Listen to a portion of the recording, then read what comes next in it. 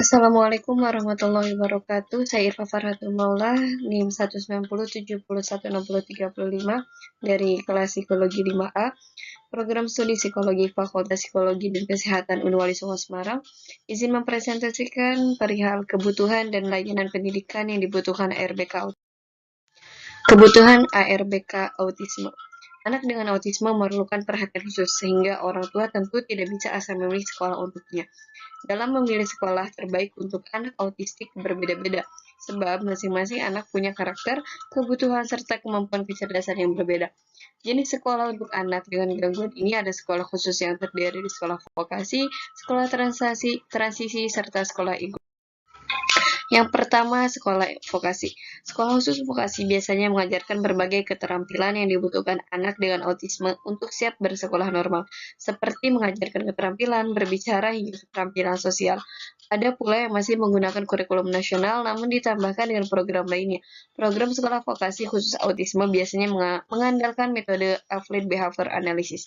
Yang kedua adalah sekolah transisi, di mana di sekolah khusus ini anak dipersiapkan untuk masuk ke sekolah inklusi atau sekolah umum yang menerima ABK.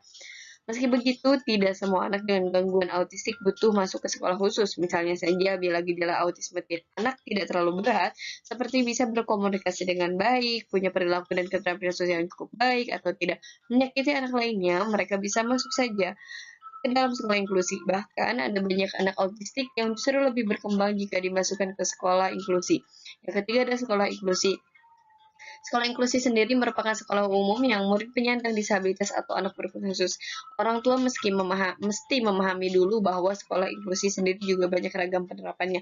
Ada sekolah inklusi yang langsung mencampur murid umum dengan siswa ABK tanpa ada program khusus bagi ABK itu sendiri atau tidak pakai program pembelajaran individual atau IEP. Ada yang memang langsung masuk ke kelas umum tapi dengan IEP sendiri.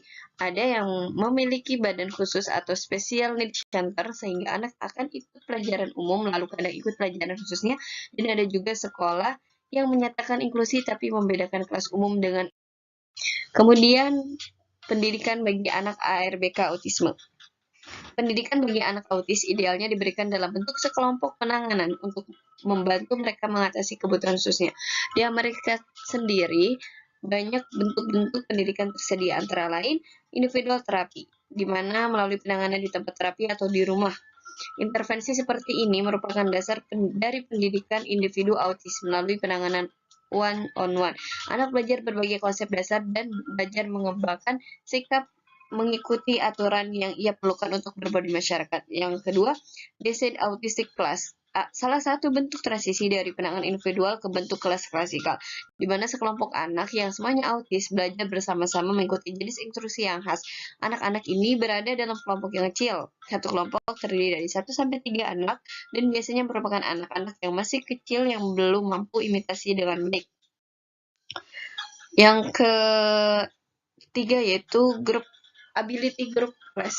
Anak-anak yang sudah dapat melakukan imitasi sudah tidak terlalu memerlukan penanganan one-on-one. Untuk meningkatkan kepatuhan, sudah ada respon terhadap ujian dan ada minat terhadap alat permainan. Memerlukan jenis lingkungan yang menyediakan teman sebaya yang secara sosial lebih baik, meski juga memiliki masalah perkembangan bahasa. Yang terakhir ada social skill development and disability class. Kelas ini terdiri atas anak dengan kebutuhan khusus, tetapi tidak hanya anak autis. Biasanya anak autis berespon dengan baik bila dikelompokkan dengan anak-anak Down syndrome yang cenderung memiliki ciri hipersosial atau ketertarikan berlebihan untuk membina hubungan sosial dengan orang lain.